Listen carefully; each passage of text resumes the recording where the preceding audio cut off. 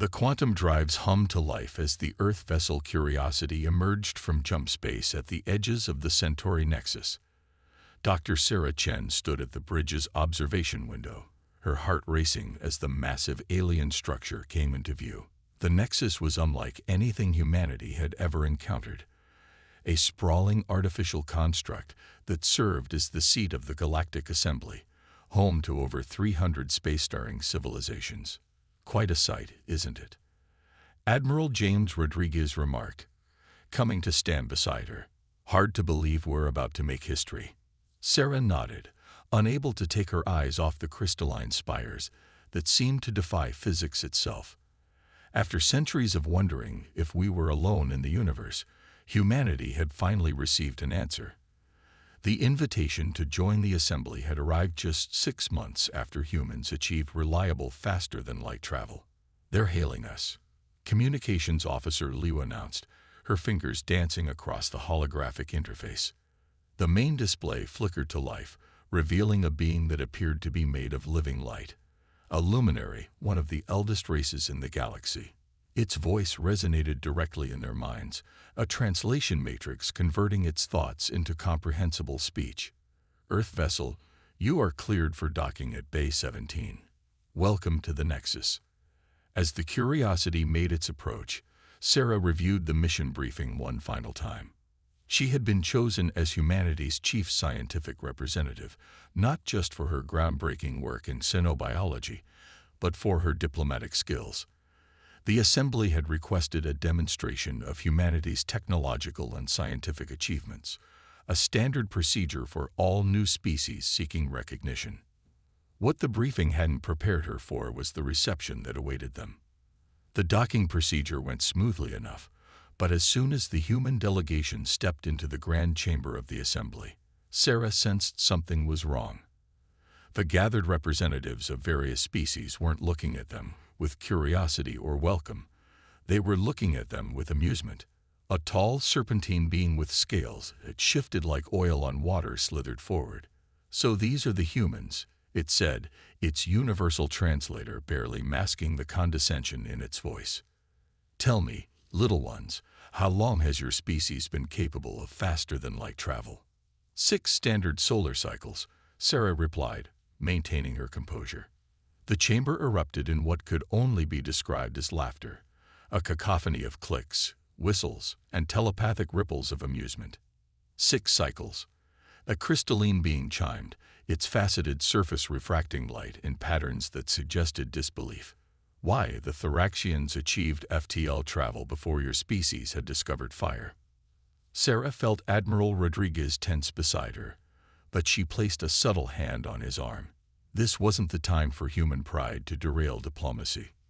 We understand that we are young compared to many here, Sarah acknowledged, her voice steady. But we believe we have much to contribute to the Assembly. Contribute? The serpentine being, who introduced itself as Ambassador Excelthor of the Viridian Collective, coiled in apparent mirth. Your species still relies on crude genetic manipulation instead of natural evolution. You haven't even mastered dimensional folding or consciousness transfer. What could you possibly contribute? Sarah stepped forward, her movements deliberate. Rather than respond directly to the mockery, she activated the holographic projector she had brought. Above the delegation, a 3-dimensional display materialized, showing the history of human scientific advancement. In the past 200 years alone, we've cured diseases that plagued us for millennia, developed artificial intelligence that works in harmony with biological consciousness, and achieved faster-than-light travel through a method your own scientists declared theoretically impossible. The laughter died down slightly as the display showed the human FTL drive in action, utilizing principles that indeed contradicted several established laws of physics. Interesting. A new voice joined the conversation. A being composed of pure energy floated forward, introducing itself as the Archon of the Luminaries. Your species achieved this through trial and error. Through failure, Sarah corrected. Through thousands of failures, each teaching us something new. We hypothesize, we test, we fail, we adapt. It's not just our method, it's who we are. The Archon's energy patterns shifted in what might have been curiosity. And yet your methods are chaotic, unpredictable.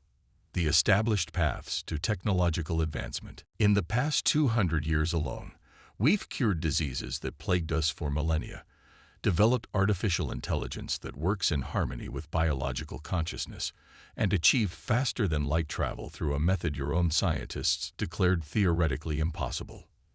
The laughter died down slightly as the display showed the human FTL drive in action, utilizing principles that indeed contradicted several established laws of physics. Interesting. A new voice joined the conversation. A being composed of pure energy floated forward, introducing itself as the Archon of the luminaries. Your species achieved this through trial and error. Through failure, Sarah corrected. Through thousands of failures, each teaching us something new. We hypothesize, we test, we fail, we adapt. It's not just our method, it's who we are. The Archon's energy patterns shifted in what might have been curiosity, and yet your methods are chaotic, unpredictable, the established paths to technological advancement. With respect, Sarah interrupted, causing another ripple of surprise through the chamber. Interrupting an Archon was simply not done. The established paths were created by species that had the luxury of time.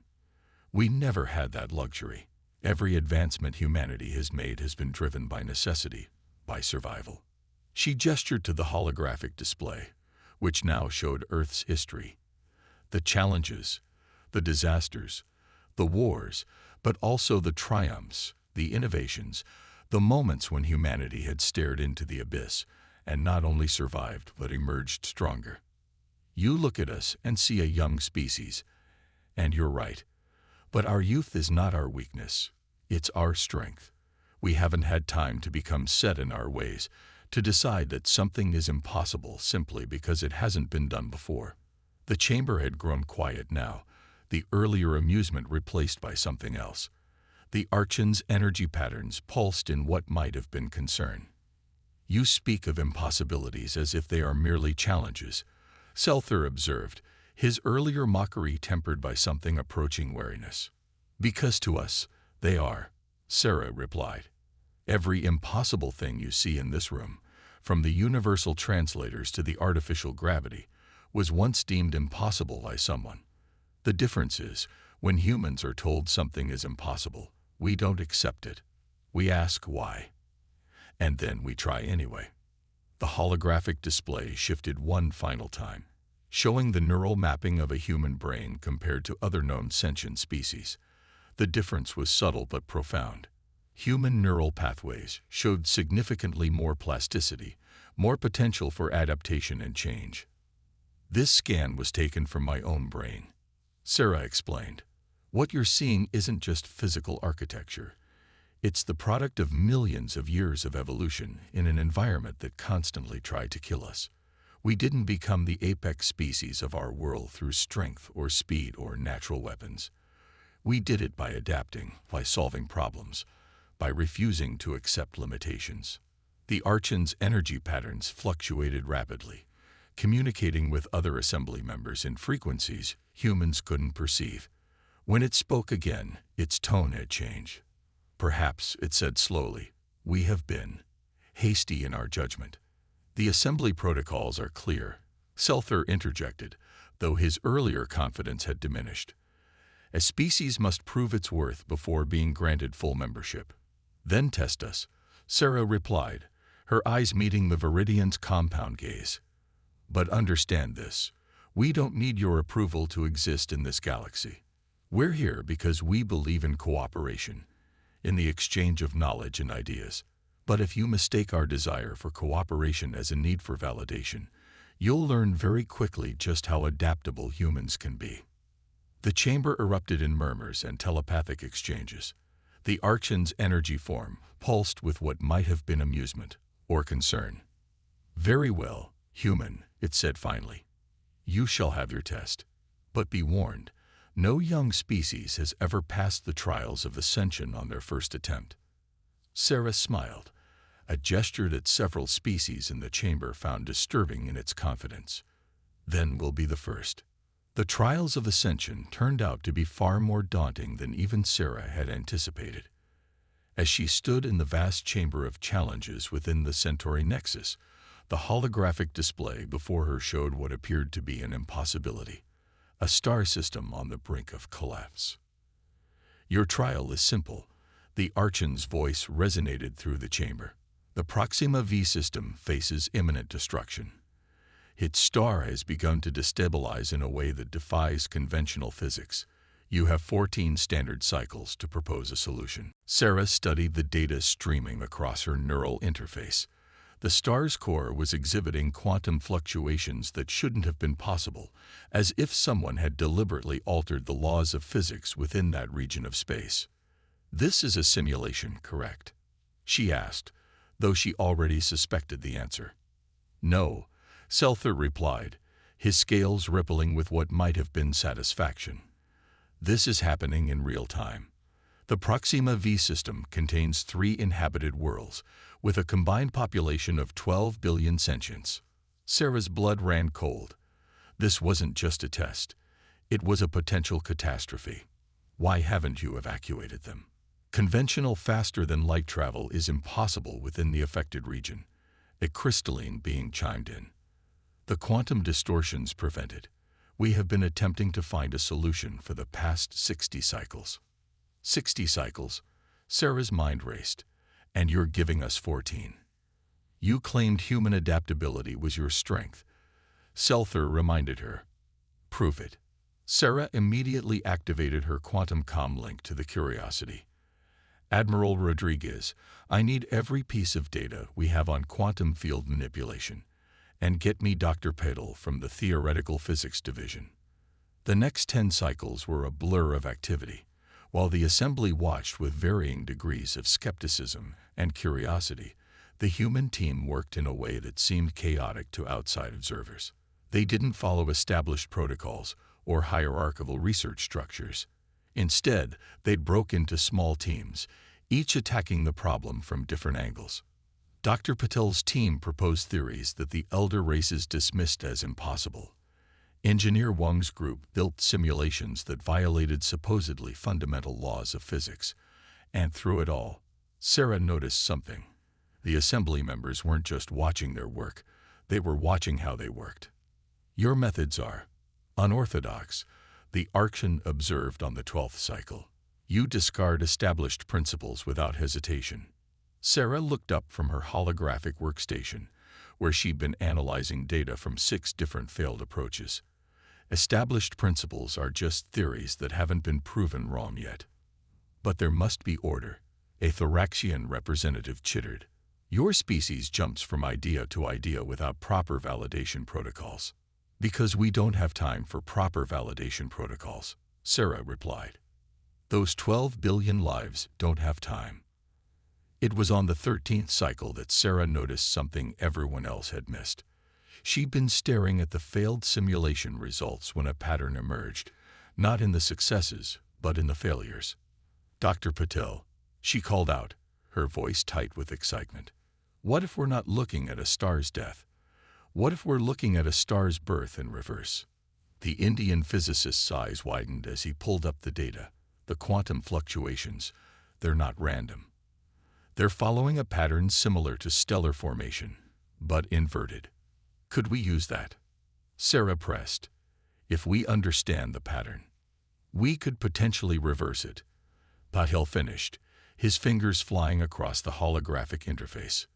"But we'd need an enormous amount of energy, more than even the assembly could generate." Sarah's mind raced. "We don't need to generate it.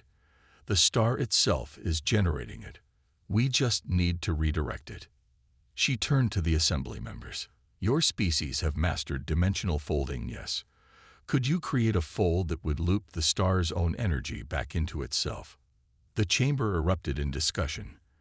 The Archon's energy patterns fluctuated rapidly. "What you propose is dangerous, unpredictable. The feedback loop could cause an even more catastrophic collapse. Or it could stabilize the star by forcing it to follow its own natural pattern of formation." Sarah countered. Yes, it's risky. Yes, it might fail. But doing nothing guarantees failure. The next few hours were intense negotiations. The elder races were reluctant to attempt such an unorthodox solution, but Sarah's team had done something none of them had managed. They'd found a pattern in the chaos. Finally, on the 14th cycle, the Assembly agreed to attempt the human solution. The dimensional folding technology of the elder races would be combined with the human understanding of the star's inverted formation pattern. As the massive energy redirectors came online, Sarah stood with the Assembly, watching the holographic display of Proxima V. The star's surface churned with impossible energies as the dimensional folds snapped into place. For one terrifying moment, it seemed as if the star would tear itself apart. The quantum fluctuations spiked off every scale they had. But then, slowly, impossibly, the pattern began to stabilize. "It's working," Dr. Patil whispered. "The star is accepting its own energy as a stabilizing force." The Assembly watched in stunned silence as the quantum readings began to normalize.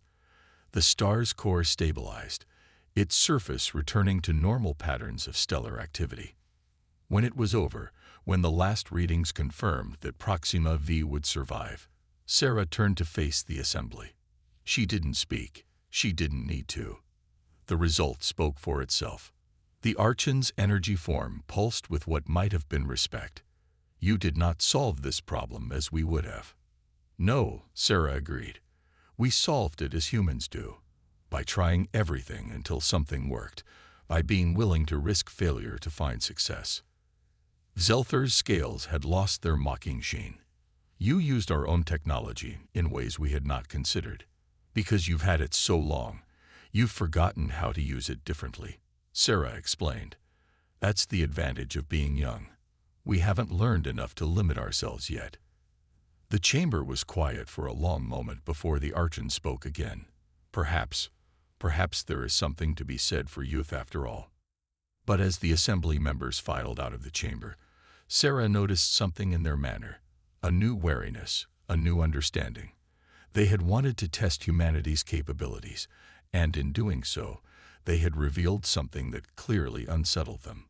They had shown the elder races not just what humanity could do, but what humanity could become. And that, Sarah realized, might have consequences none of them had anticipated. 3 months after the Proxima V incident, Sarah found herself back in the Assembly chamber under far more dire circumstances. The massive holographic display showed a pattern that made her blood run cold, spreading zones of what the elder races called entropy acceleration. It began in the outer sectors. The Archon's voice carried an edge of genuine fear.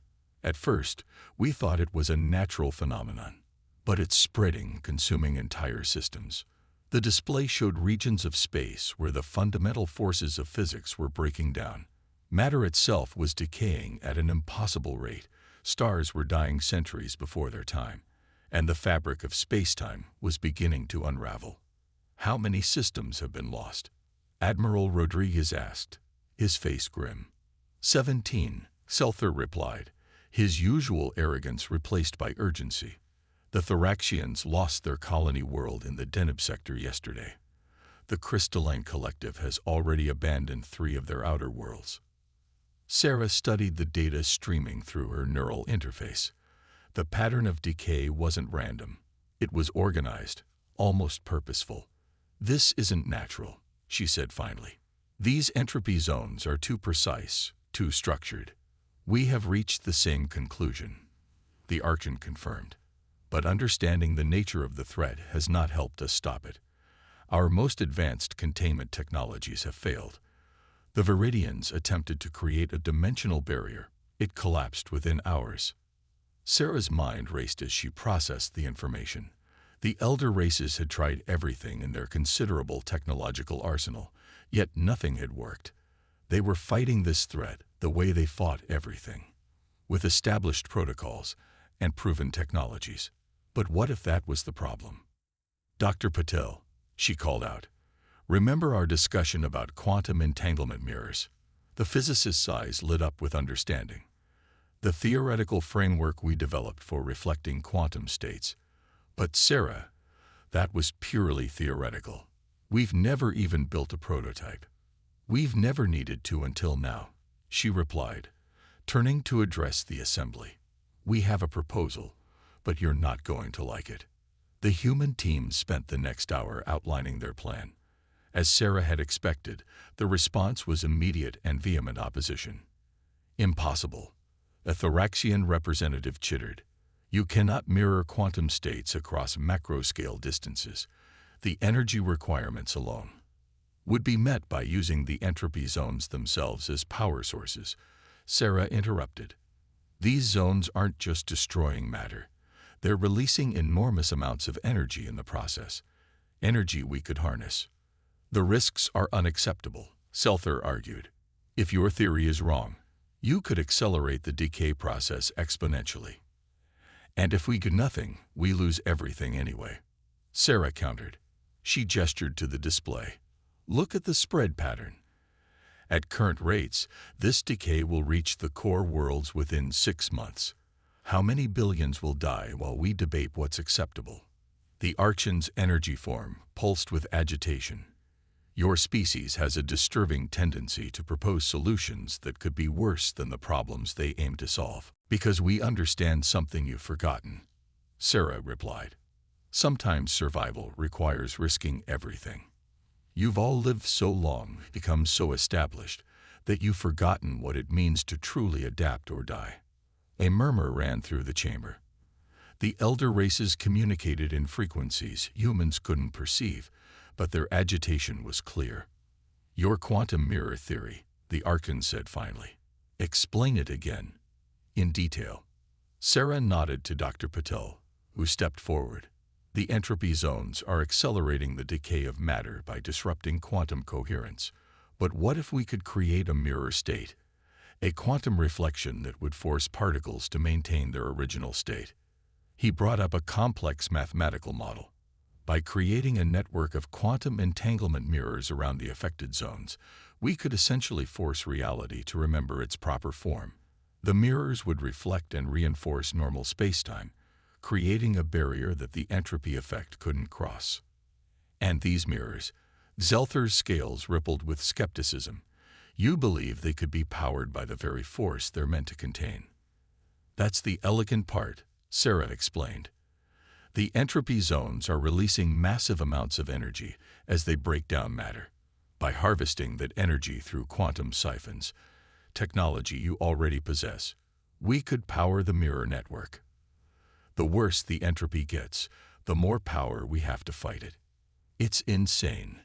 A crystalline being chimed. You're proposing to build a theoretical defense system, powered by the very thing destroying us, based on mathematics that half our scientists say is impossible. Yes, Sarah agreed simply. We are. Because right now, impossible solutions are all we have left. The chamber erupted in debate.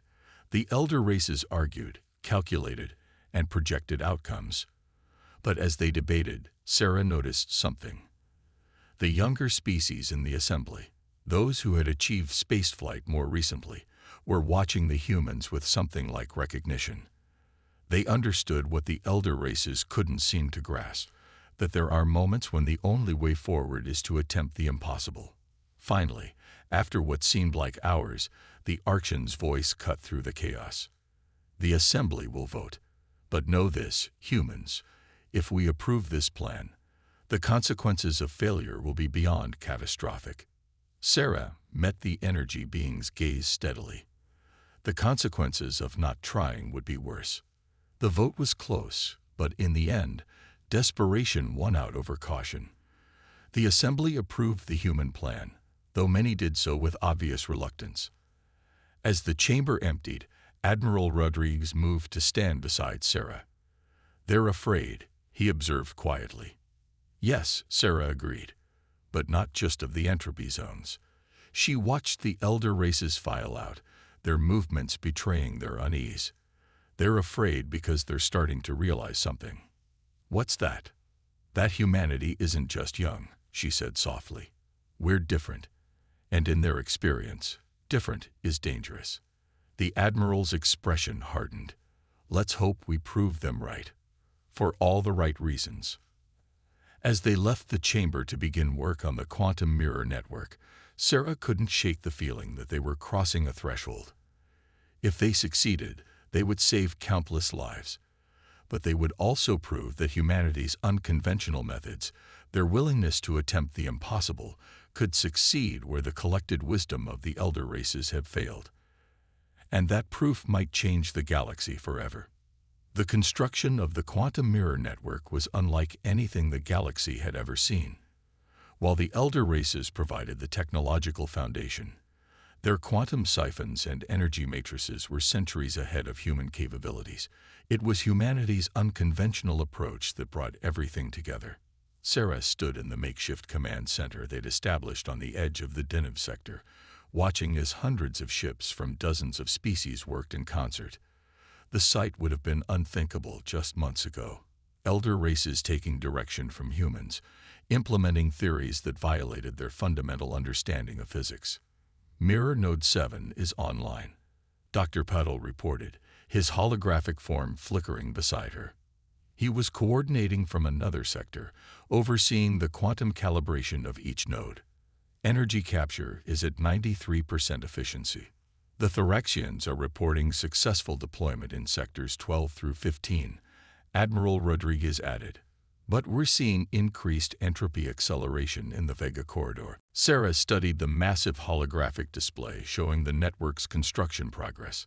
They were building something that shouldn't have been possible, a web of quantum-entangled nodes that would essentially force reality to maintain its proper form.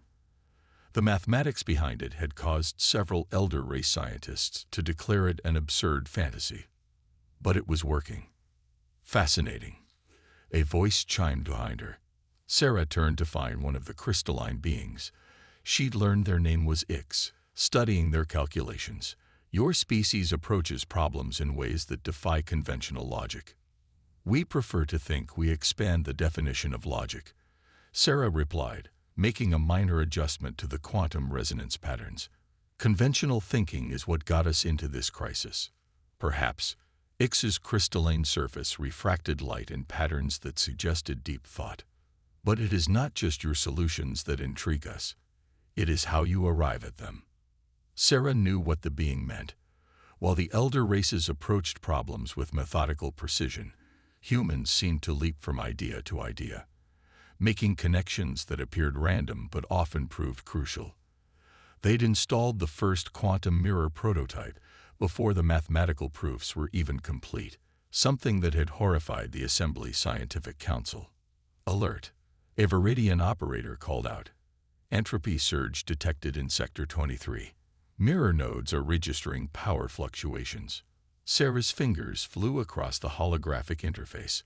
The entropy zone was pushing against their partially completed network, testing its strength. This was the moment of truth. Either their theory would hold, or... The quantum mirrors flared to life, their energy matrices glowing with captured power from the entropy zones themselves. For a moment, space itself seemed to shiver as two opposing forces met. Node stability at 60%, Dr. Puddle reported, his voice tense. Entropy effect is attempting to breach the quantum barrier. Reroute power from sectors 16 and 17. Sarah ordered. Focus the resonance pattern on the point of contact. The elder race operators hesitated. Such a power transfer went against all their safety protocols. But the human technicians moved instantly, implementing Sarah's commands without question. The result was immediate. The entropy zone's advance slowed, then stopped, then began to recede. It's working. Admiral Rodriguez breathed. The quantum mirrors are actually pushing it back. But Sarah noticed something else, something in the data patterns that flowed through her neural interface. These readings, they're not random. There's a structure to them. She enhanced the display, focusing on the quantum signature of the entropy effect. This isn't just organized decay, it's a deliberate pattern. Almost like... Like what? Ix chimed, its crystalline form vibrating with interest. Like a communication attempt, Sarah said slowly. These entropy zones, they're not a natural phenomenon or a weapon. They're a side effect of something trying to interact with our universe. The revelation sent shockwaves through the command center. The elder races had been so focused on containing the threat that they'd never considered it might have a purpose beyond destruction. If you're right, Admiral Rodriguez said, then our quantum mirrors aren't just containing the effect. They're establishing a framework for communication. Sarah's mind raced with the implications. We need to modify the resonance patterns. Instead of just reflecting and containing, we need to try to establish a coherent quantum dialogue. The next few hours were a blur of activity as they recalibrated the entire network. The elder races, despite their initial skepticism, threw their considerable technological expertise behind the effort. They might not fully understand or trust human intuition, but they couldn't deny its results. As the modified quantum mirrors came online, something extraordinary happened. The entropy zones began to pulse with organized energy patterns, definite attempts at communication. We're receiving coherent quantum signals, Dr. Puddle reported, his excitement evident even through the holographic projection. It's a language. Mathematical at its core, but definitively a language. Sarah felt a chill run down her spine as the first translated messages began to appear. They were dealing with something far beyond their understanding. Entities that existed in higher dimensions, trying to study our universe the only way they knew how. Their entropy zones were simply the effect their observations had on our reality. The elder races watched in stunned silence as humanity, the youngest species in the assembly, opened a dialogue with beings that existed beyond the boundaries of conventional spacetime. The same creativity and adaptability that had made humans seem dangerous now offered hope for understanding something truly alien. But as Sarah worked to establish stable communication protocols, she couldn't help but notice the way the assembly members were looking at her team. There was respect there now, yes, but also something else, something that looked very much like fear. Because in solving this crisis, humanity had done more than save lives. They had demonstrated not just the ability to implement impossible solutions, but to see patterns and possibilities that species with millions of years of advancement had missed completely. The galaxy was changing. The comfortable hierarchies of age and established wisdom were crumbling. And at the center of that change stood humanity, young, reckless, and increasingly impossible to ignore. The grand chamber of the Galactic Assembly had never been so quiet. Representatives from hundreds of species sat in rapt attention as Sarah Chen presented the final report on what was now being called the entropy crisis. The holographic display showed the completed quantum mirror network, now serving as both a defense system and a communication array with the higher dimensional entities. The beings we contacted exist in 11 dimensions, Sarah explained, manipulating the display to show the complex mathematical models they'd developed. Their attempt to study our universe was causing unintended damage to our space-time fabric. Through the quantum mirror network, we've established proper protocols for cross-dimensional interaction. And they simply agreed to modify their behavior. Selther asked, his scales shifting with barely concealed disbelief. They were never hostile, Sarah replied, just curious. Once we helped them understand the effects their observations were having on our reality, they were eager to find alternative methods of study.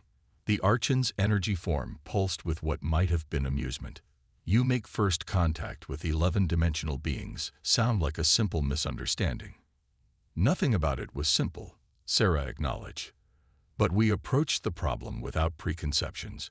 When we saw patterns in the entropy effect, we didn't dismiss them because they didn't fit our existing models of reality. We adapted our models instead. A murmur ran through the chamber. The elder races had been forced to confront an uncomfortable truth. Their vast knowledge, accumulated over millions of years, had become a limitation. They had known too much to see new possibilities. The quantum mirror network, a Thoraxian representative chittered. It was not just a containment system, was it? You designed it as a communication array from the beginning. We designed it to be adaptable, Sarah corrected. Because that's what humanity does. We build things that can change, that can evolve as our understanding grows. The Archon's energy patterns shifted in complex ways. Your species continues to surprise us. In less than a standard year, you have solved 2 crises that our combined wisdom could not address. This creates certain concerns. Because we're unpredictable, Sarah asked. Because we don't follow established protocols or accepted wisdom. Because you advance too quickly, Selther interjected. The patterns of your development defy all known models. Your solutions, while effective, often ignore fundamental principles that have governed galactic civilization for millennia. Sarah smiled. Perhaps those principles need to be reconsidered, not abandoned. Your wisdom and knowledge are invaluable, but wisdom shouldn't be a cage that prevents growth. She gestured to the display, which now showed the ongoing communication with the higher dimensional beings. Look at what we've achieved together. Human creativity combined with your technological expertise. Our willingness to try the impossible supported by your deep understanding of the possible. The chamber fell silent again as the implications sank in. The elder races had always seen their role as guides and teachers, slowly introducing younger species to the established order of things. But humanity had shattered that paradigm. We propose a new framework for interaction. Admiral Rodriguez stepped forward. Not one based on age or established hierarchy, but on mutual contribution. We have much to learn from you, but perhaps you have things to learn from us as well. The Archon's energy form stabilized into a clear pattern, a sign of decisive thought. You are suggesting a fundamental change to how the assembly operates. Many will resist this. Many already are, Sarah noted. But consider the alternative. The galaxy is changing. The contact with higher dimensional beings alone will force us to reconsider many of our fundamental assumptions about reality. Can we really afford to cling to old hierarchies and rigid protocols? A crystalline being chimed in, its facets refracting light in complex patterns. The human proposals are radical, but their logic is difficult to dismiss. The recent crises have shown the value of their perspective. The debate that followed was intense, but different from previous assembly discussions. The younger species spoke up more frequently, offering their own experiences with adaptation and change.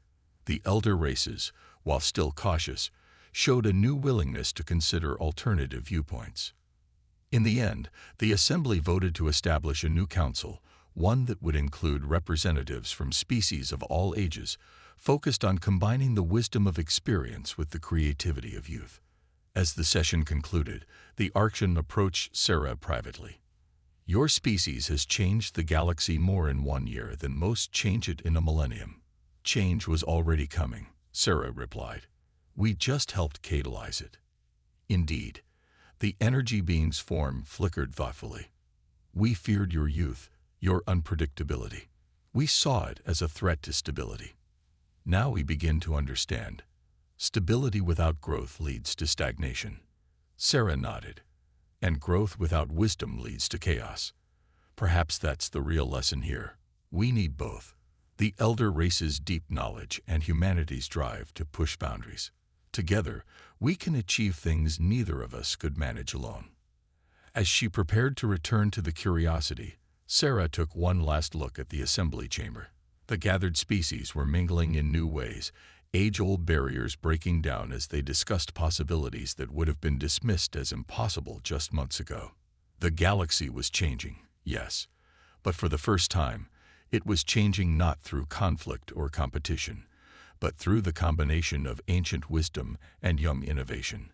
Humanity had found its place, not by conforming to the established order, but by helping to create a new one.